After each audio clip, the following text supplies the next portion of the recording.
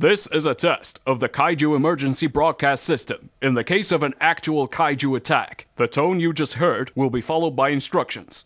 Repeat, this is only a test. We now return you to the Fandomain. Good evening, Bradford, and welcome to another monstrous edition of the Fandomain with your guest, Mr. Paul Coleman. How do you do, sir? Oh, hello. I am Hans New Kid.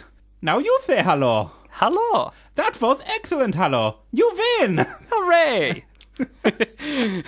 So what's on the agenda today? Well, we've got a whole bunch of monsters to get through. A xenomorph, predator, a few kaiju with some Jaegers thrown in, and of course the legendary Godzilla.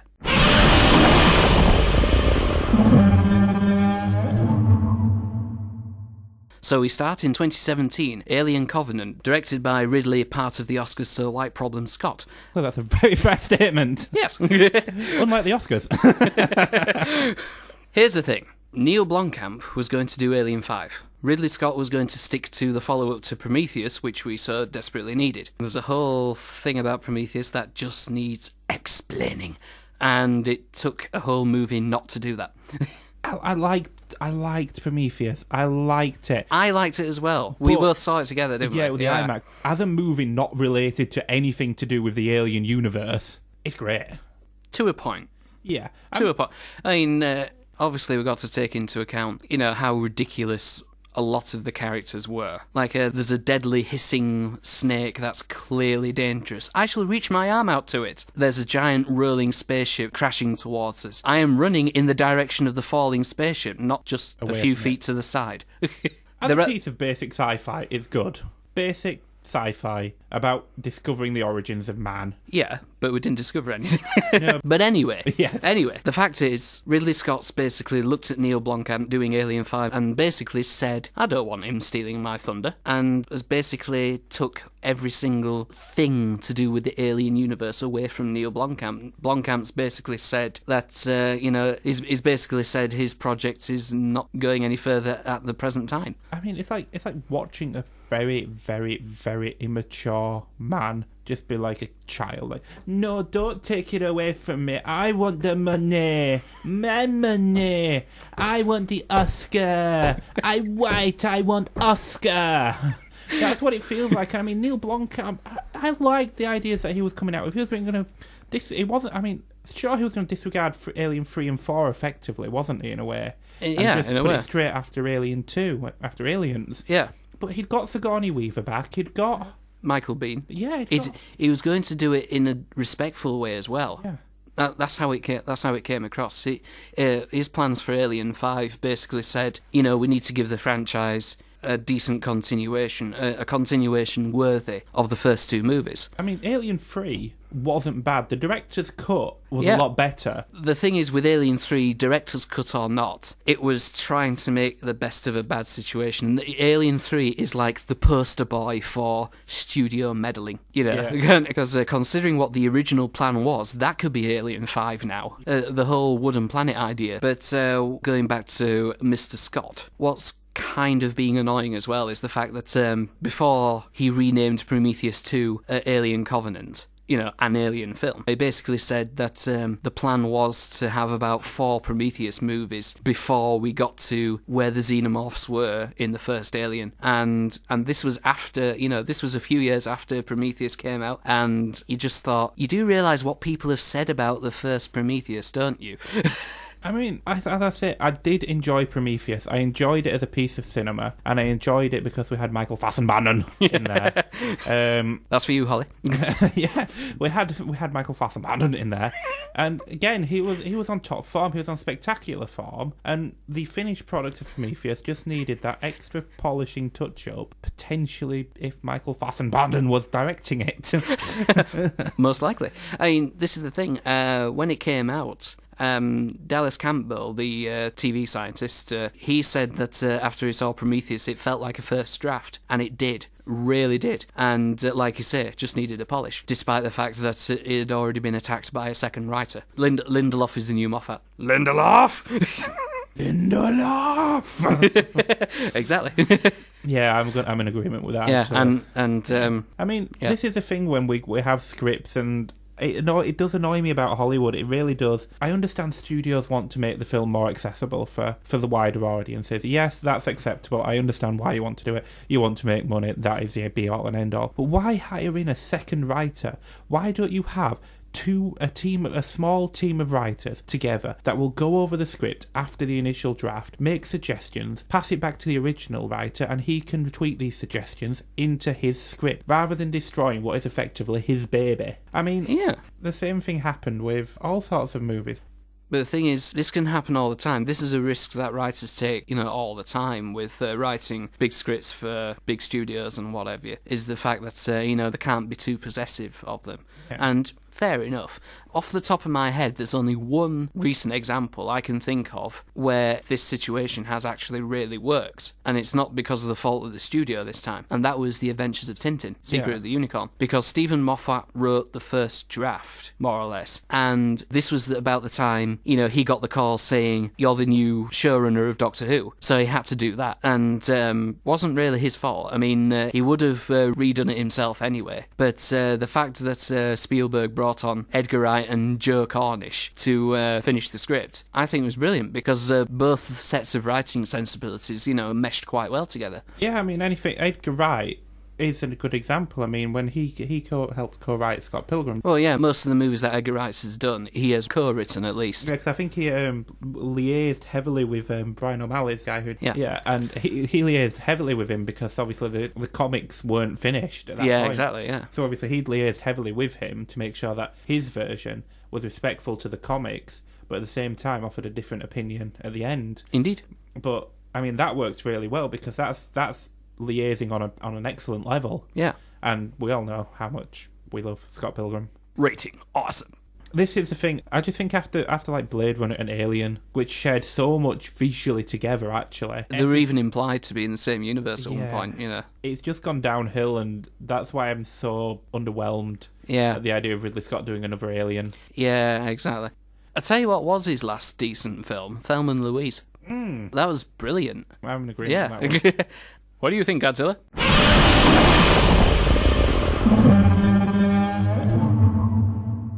Do you know, I agree. There are so many points to consider. Now, you know the phrase cautiously optimistic when it comes to some movies. Yeah. With Alien Covenant, I'm cautiously pessimistic. Because, it's very early days, obviously, wait and see, but... I think the production goes along, we're going to be having a very similar reaction to what we've had to BVS. Yeah, just loads of sighing. Yeah. Don't know about you, but the main thing I want from it connects Prometheus with Alien. And that's it. No more, at least no more from Mr. Scott. And then we'll have Neil Blomkamp's Alien 5 to sort of expand and conclude Ripley's and Hicks's story. Yeah. I think we just need to have Ridley Scott just goes, Neil Blomkamp, I bow down to you and I give you the keys to this franchise. And I stay away now and I go hide in a cupboard. So yeah, that's 2017. Yeah. But in 2018, things are getting a bit more interesting. Because, Because first of all, well, there are quite a few big things happening. We go to the other side of the alien fight with the Predator. And now the franchise has taken a Final Destination turn, where the fourth movie is now called The Predator. And of course, with Shane Black returning to the franchise, having played Hawkins in the original Predator, now directing and co-writing this latest instalment, how do we feel about The Predator? I loved Predators. I loved Predator 2. I loved Predator. Bring Arnie back. Let's just have an Arnie cameo just for the hell of it. I mean... Do you know what the latest word has been on it, though? No, go on. Apparently, Shane Black has been talking with Arnold Schwarzenegger about reprising the role of Dutch. Love it! No, that would be brilliant. I mean, I've just recently seen Terminator Genesis, and I have to say, it's good to see Arnie back on screen. It really is. If Arnie comes back in another one of his classic roles, oh yeah. Yeah. I mean, what they need to do is they need to take what they've learned over all three movies and combine them together so we get that grand Predator movie that we've been waiting for, where it finally lays to rest the image that we've had soiled in Alien versus Predator. AVP Requiem did a lot to try and recover that. I prefer that one over Alien versus Predator. Oh, yeah, definitely. I mean, when it comes to the Predators of the movies, boy, let me tell you. Yeah. Was it Wolf they called the Predator? In AVPR, yeah. But the first AVP were the infamous steroid Predators, because they look like they've been puffed up bodybuilders. I mean, at the moment, NECA, who I've mentioned before, they've brought out the Alien vs Predators, as figures now, and they pride themselves on screen accuracy and everything. Yeah. But with these Predators, they've tweaked them. They've taken a little bit of a liberty, and they've tweaked them ever so subtly. I mean, to the average eye, they look the same. They're from the movie. But to people in the know, they actually have more slender-like builds. They actually look like stealthy hunters rather than beefed up brawlers. They've done a similar tweaking to the actual xenomorphs as well from AVP.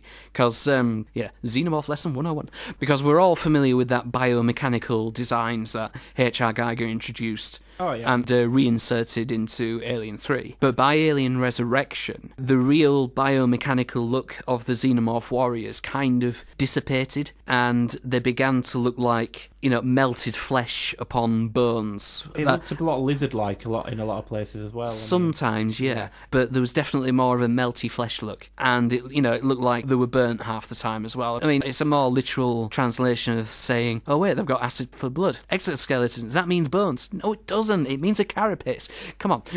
And that melty flesh look, quote-unquote, carried on throughout Alien vs. Predator and AVPR. I mean, to be fair, the brothers who directed AVPR, who thankfully are now sticking to visual effects again, they altered the Alien to a degree where it looked a bit more like the Aliens version, but it still lacked that biomechanical look. So what NECA have done, now that they're making the AVP Aliens, they have subtly gone over the design to make it look like true biomechanical, that the ribbed tubing and all that sort of thing. Something that would be on a H.R. Giger monster, and they really fit in with all the other aliens that have been in all the other movies. They look incredible. As well as that, they've even altered the heads as well, because, again, by Alien Resurrection, the heads had shrunk, so they were like 3/4, even half the original size, and that carried on through AVP, but they got bigger in AVPR. So yeah, that's another thing NECA have done. They've increased the head sizes of the AVP warriors to make them match the originals more closely, and so they can reuse the molds for the AVPR warriors as well. I know what you're up to, NECA. But yeah, that's basically it with AV. The design's, like a lot of people say, questionable. But by the time we got to AVPR, we got to the Wolf Predator, and he was really brought back to basics. And bar the film itself, he was the best Predator since the original creature. I think it made it more bearable. Thing is, if you think about AVPR as a Predator movie more than anything else, then it's okay. I mean, what we actually got in AVPR was actually the first fully realistic Predator, trained and bred in captivity and released after bad human actors. Yeah. It was actually a very intricate social experiment. Yeah. You joke about that, but it was different. It was a predator with a different motive. It wasn't there to hunt, it was there to clean up. That's why it was called the Wolf, because of, Winston Wolfe, Pulp Fiction. Yeah. So, fair play to the brothers. They did a good job with their predator. And then we got Predators. Nimrod Antal's Robert Rodriguez produced Predators with a brand new subspecies, and wow, is fair to say. I mean, obviously it was a definite love letter to the first Predator. Yeah. But, it took it in a new direction. Everybody thought it was going to be a reboot, but no, it was a sequel. So, hooray. Predators for you is like the Ash versus Evil Dead for me, and like Evil Dead for me. Yeah. Because Evil Dead and Ash vs. Evil Dead is love letters just to the original franchise and continuations. Like Predators, it's like, wow. It is just paying homage to that movie and giving us... Yeah, and this is another thing as well. What movie in 2015 also did that with a franchise? Jurassic World. Yeah. Because it was made as if it could be a reboot of the franchise, but it was a sequel. Hey, we're getting to Jurassic World, bigger monsters, but we need to go bigger still. I will get the self-inflating monster. No, wait, don't! Godzilla burst the inflatable monster. I has a sad now. What have you got to say for yourself, Godzilla? Exactly. Anyway, no, put the aircraft carrier down. Put it down. No, and the helicopters as well. No, stop playing with it. Put the jets down. Thank you. And you can take that fishing vessel off your back as well. No, put it back in the water. Not on the roof, on the what? Yes, the melon as well. No, trees, James, trees. No, put the radio station down.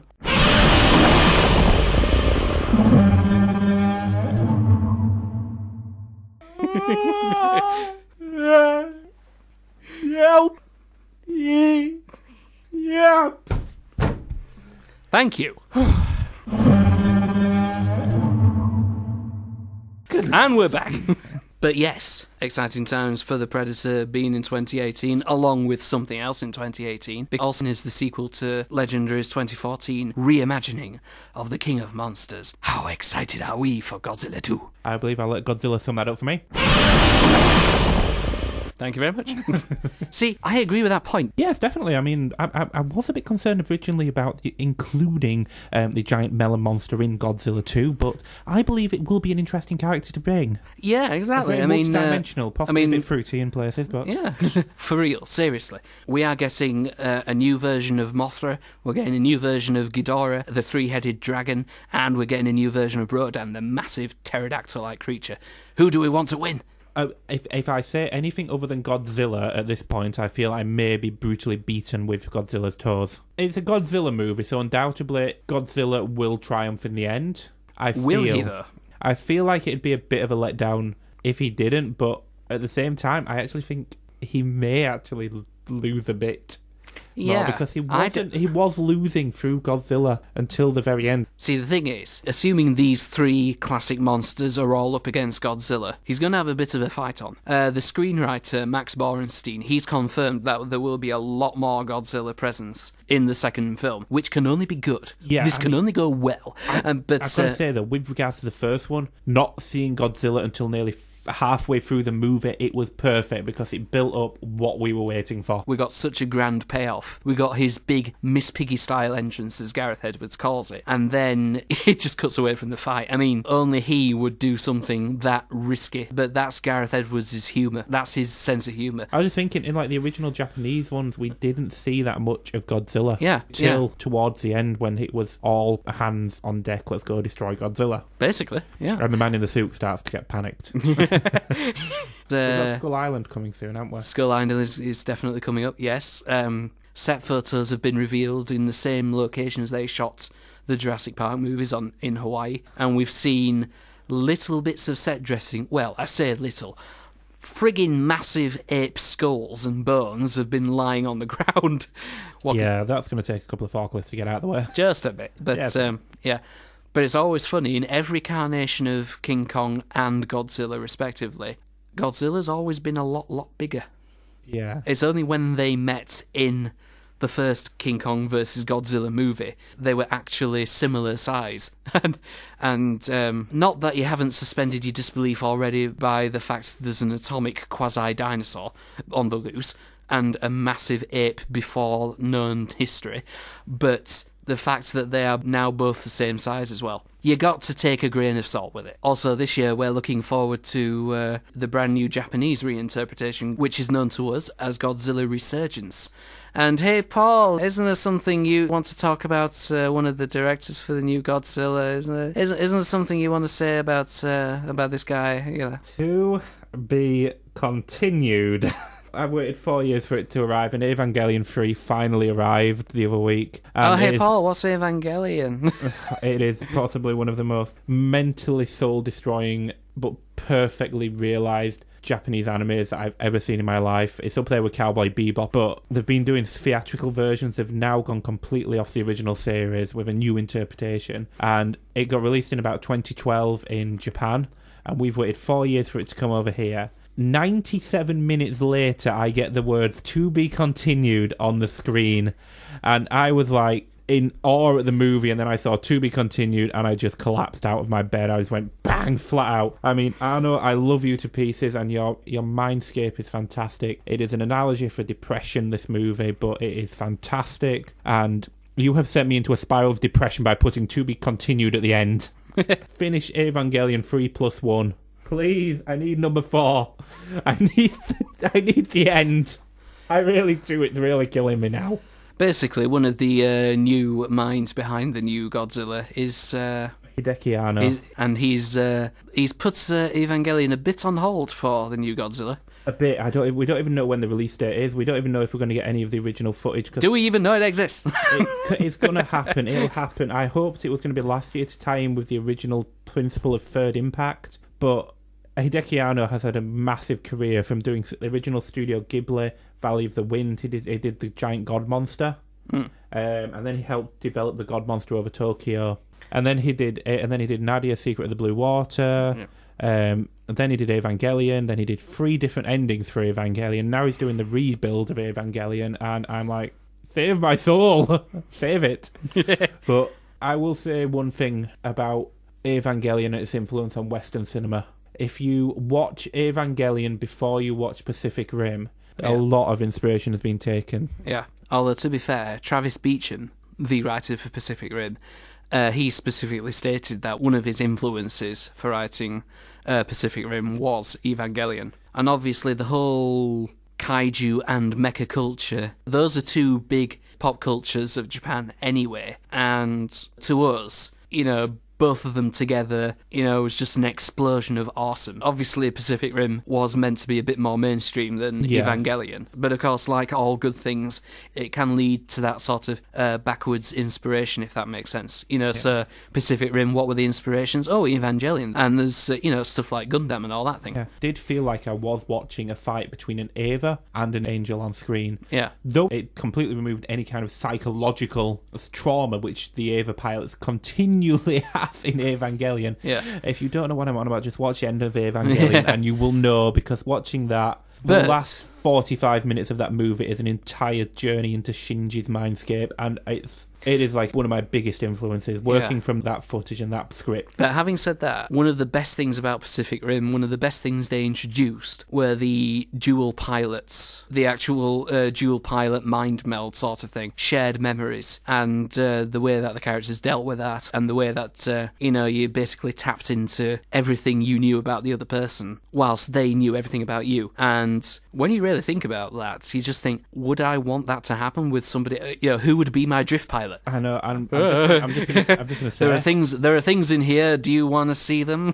Eva 3.33, you cannot redo. Okay. Features the first twin piloted Eva as well. Oh, okay. And it is beautiful. It is a beautiful scene right up until the blood starts pouring. I'm not going to tell you whose blood and who's piloting it. Yeah, that was like, no moment.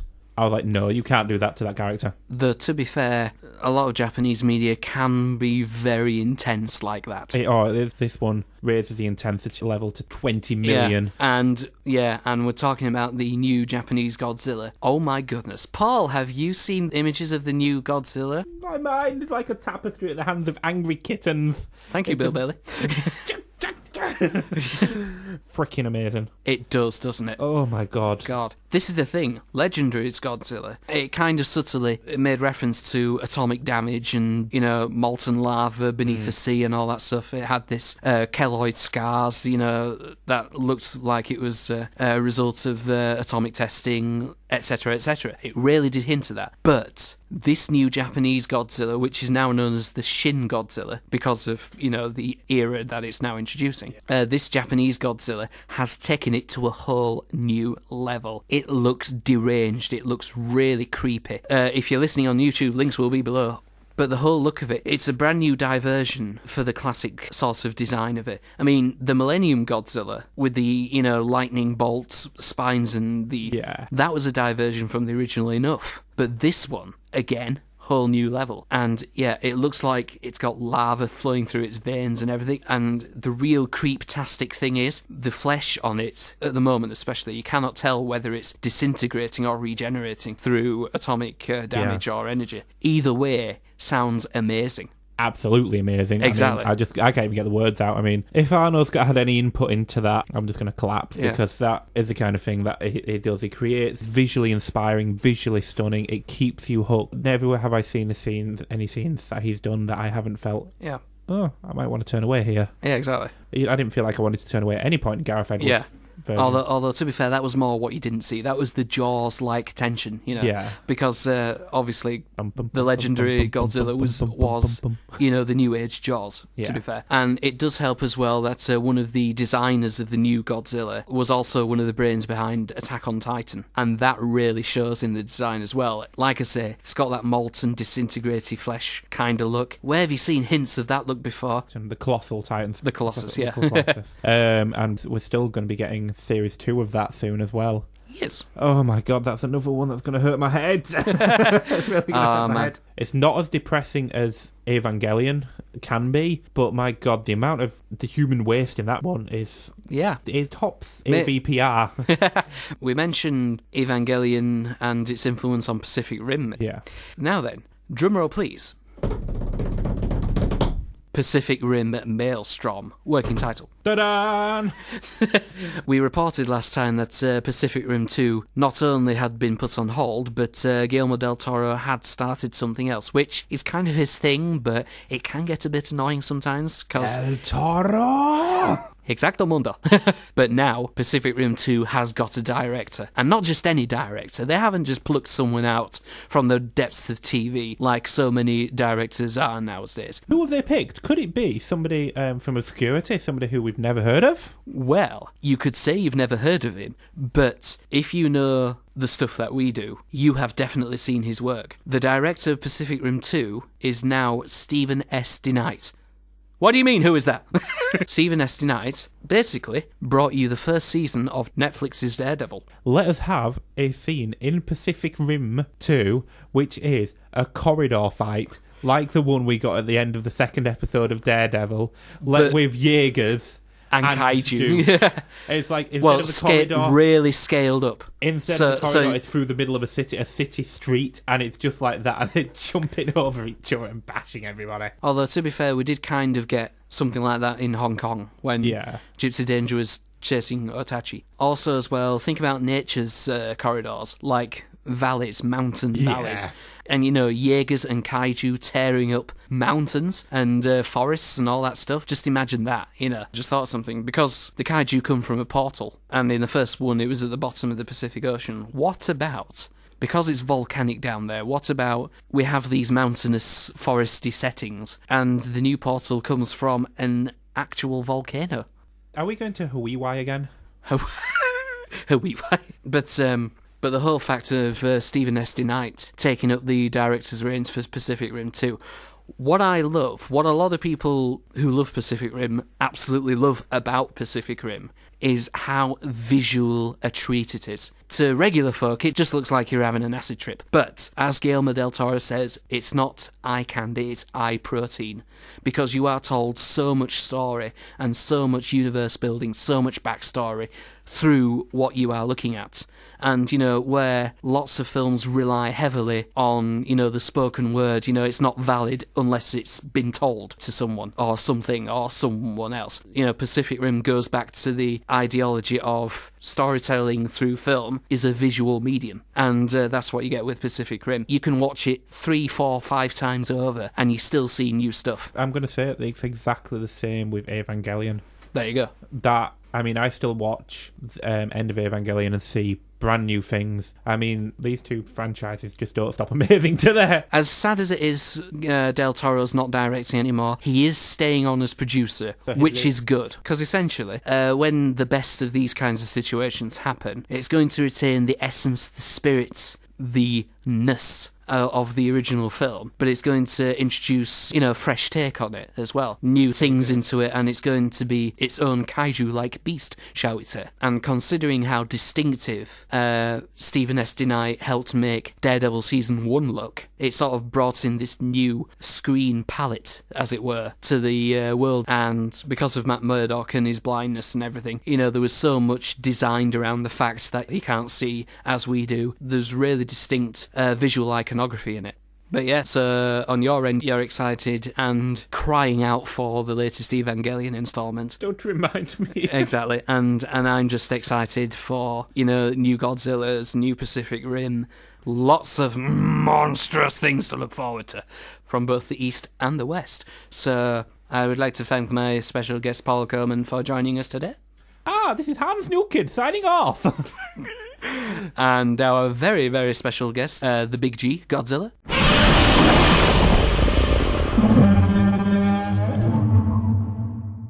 So I will say adieu and goodbye, and don't forget to hail Godzilla.